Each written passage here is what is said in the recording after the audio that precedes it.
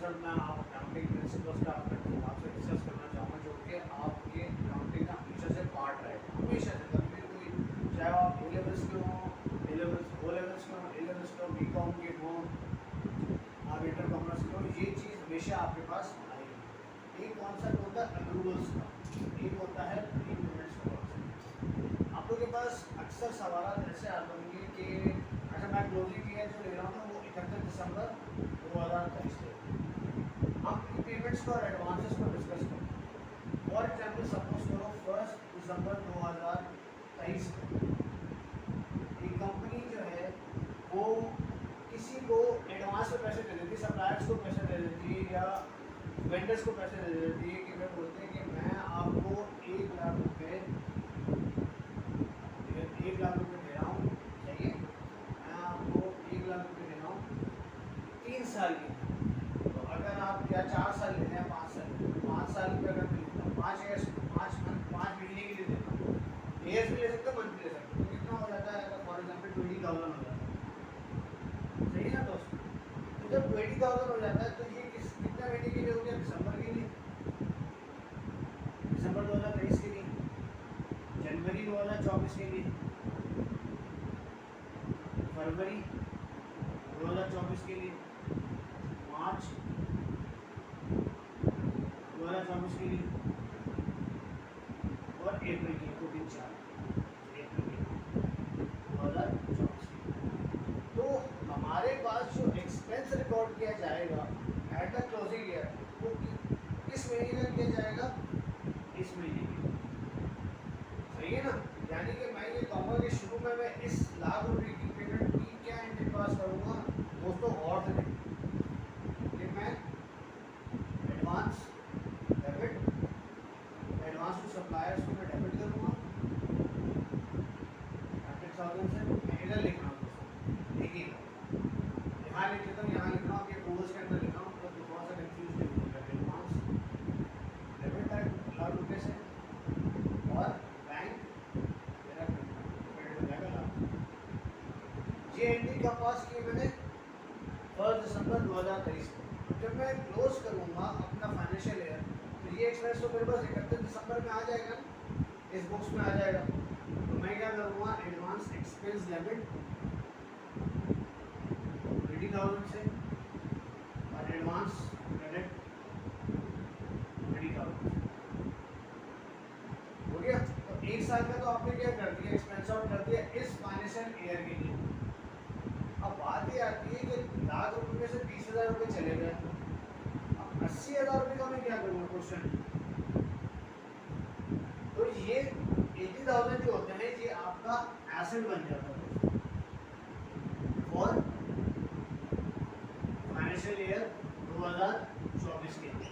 ऐसे ही दोस्तों, तो आपके पास एसेट के अंदर, बैलेंस शीट में एडवांस के अंदर आपके पास कितना? 80,000 का एसेट रिकॉर्ड हो जाएगा, जो कि आप यूटिलाइज कब करोगे?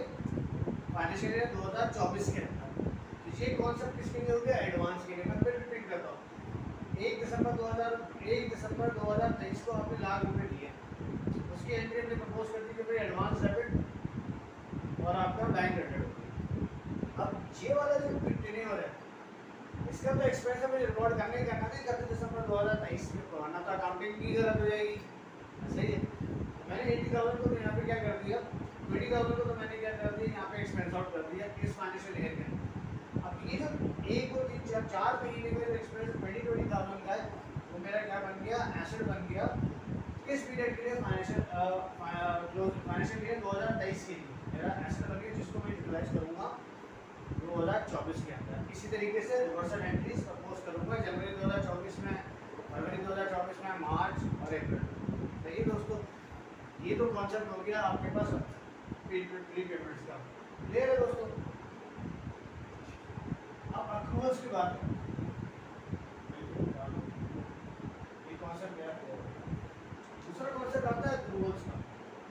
मैं अक्रूवल का कॉन्सेप्ट ये होता है कि प्री पेमेंट में तो हमने पहले पेमेंट कर दी, अक्रूवल्स में आप बाद पेमेंट करने जाते हो। मैं ये कहता हूँ कि मुझे 2024 का, देखिए 2024 के अंदर मुझे एक एक्सपेंस पे करना होगा, तो मैं अगर मैं कहता हूँ लाख रुपए है मेरे पास, किसी भी अकाउंटिंग हेड में मैं रेंट ले लेता हूँ, तो मैं इस लाख रुपए को अपने इस 100,000 को मैं 31 दिसंबर 2023 में क्या पास करूँगा, रेंट एक्सपेंस डेबिट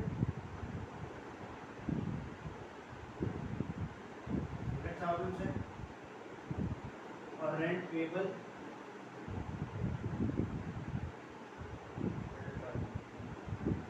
यहाँ पे वो कॉन्सेप्ट नहीं आएगा डिवाइड का, जो ये बेसिक डिफरेंस है, तो मैंने 5 से डिवाइड किया था वो यहाँ कॉन्सेप्ट ड्राइव नहीं होगा। ये एंट्री में कब रिकॉर्ड करूँगा, इसमें कोई पेमेंट नहीं आ रही है, और जब मैं 2024 में आऊँगा, जब उस एक्सपेंस को मैं इनकर कर लूँगा, उसकी पेमेंट करनी पड़ेगी, उसको यूटिलाइज कर लूँगा, तो मैं इस रेंट पेबल को डेबिट करूँगा, ₹1 से बैंक क्रेडिट करूँगा। सही दोस्तों, तो ये चीज़ इस कॉन्सेप्ट को मद्देनजर रखते हुए बनाई जाती है। रीज़न क्या है इस अकाउंटिंग को करने का? रीज़न ये है कि हमारे जो फाइनेंशियल स्टेटमेंट्स बनते हैं ना दोस्तों, हमारे जो फाइनेंशियल स्टेटमेंट्स बनते हैं, जो हमारे फाइनेंशियल स्टेटमेंट बनते हैं, balance sheet, profit and loss account बनते हैं, फाइनेंशियल स्टेटमेंट्स जो बनते हैं वो on the basis of accruals क्यों बनते हैं? कभी कॉन्सेप्ट सोचा आप लोगों ने, यार ये अक्रूवल्स का कॉन्सेप्ट क्यों आ रहा है? अक्रूवल का कॉन्सेप्ट इसलिए आता है कि एक आईएएस है, आईएएस 37, आईएएस 37 इस बात को करता है कि अगर आपकी कोई पास की ऑब्लिगेशन है, पास का कोई एक ऐसा इवेंट है जिसकी प्रेजेंट की ऑब्लिगेशन आपके पास आनी होगी यानी कि पास में कोई आपने ऐसा काम किया जिसकी प्रेजेंट ऑब्लिगेशन, यानी कि मैं आज के दिन में पे करने जाऊँगा, तो मुझे उसका हर हाल में accounting record, accounting entry post करनी पड़ेगी। क्यों? क्योंकि आप सीनियर मैनेजमेंट को या बोर्ड ऑफ डायरेक्टर्स को बता सको कि भाई इतने का एक्सपेंस तो आने वाला है। मैं मिसाल लेता हूँ ग्रेजुटी की, अब याद रखें ग्रेजुटी क्या होता है दोस्तों, एम्प्लॉय को पैसे देने होते हैं भाई, एम्प्लॉय बेनिफिट होता है ना। अब साल के आखिर में बोलते हैं भाई यार इतनी ग्रेजुटी तो ड्यू होनी है, यानी कि पास का इवेंट है, हम क्या करते हैं प्रोविजन रिकॉर्ड कर देते हैं, provision debit, provision for gratuity debit, credit gratuity expense 100,000 से ले लेते हैं और प्रोविजन रिकॉर्ड कर देते हैं ग्रेजुटी का ₹1,00,000। तो हम भी बता सकते हैं बोर्ड ऑफ डायरेक्टर्स को या सीनियर मैनेजमेंट को, सर ये एक्सपेंस तो होने ही वाला है, आपका अगले साल में इसकी पेमेंट आपको करनी ही करनी पड़ेगी, तो अभी से इसका प्रोविजन रिकॉर्ड कर देते हैं। तो ये एक छोटा सा कॉन्सेप्ट है प्रोविजन, अक्रूवल्स कॉन्सेप्ट का और एडवांस का, क्योंकि आपके हमेशा कोर्सेज में चीज़ें आएंगी, आपसे पूछा जाएगा अक्रूवल कॉन्सेप्ट क्या होता है, पेमेंट कॉन्सेप्ट क्या होता है, आपको पेमेंट में टेस्ट किया जाता है। तो आप इसमें आईएएस 37 की बेसिकली 4 कंडीशन है, तो एक तो मैंने आपको बता दी है, दूसरी होती है कि कॉस्ट रिलायबली मेजर होता है, कॉस्ट जो है आप मेजर कर सको, यानी कि ये 100,000 जो है ना, ये 100,000 आप आइडेंटिफाई कर सको कि यार बाकी इतने ही पैसे जाए। तीसरा इसका ये होता है कि भाई आपने आउटफ्लो हो गई होगा, कंफर्म है, प्रोबेबल है कि आउटफ्लो होना ही होना है। प्रोबेबल का मतलब होता है 45% एंड मोर, कि आपको पता है कि 45% मुझे पैसे देने ही देने इसमें। ये कुछ कंडीशंस हैं इसकी आईएएस 37 के हिसाब से, जिसकी वजह से आपको ये अकाउंटिंग रूल्स की करनी पड़ती है। तो ये कॉन्सेप्ट है, और जो अक्रूवल ऑफ पेमेंट का, अगर आपको कोई भी इसमें क्यूरी हो तो आप उससे पूछेगा, मैं इंशाल्लाह इसको बहुत अच्छी तरीके से आपको एड्रेस करूँगा इसके ऊपर, ये इस अकाउंटिंग कॉन्सेप्ट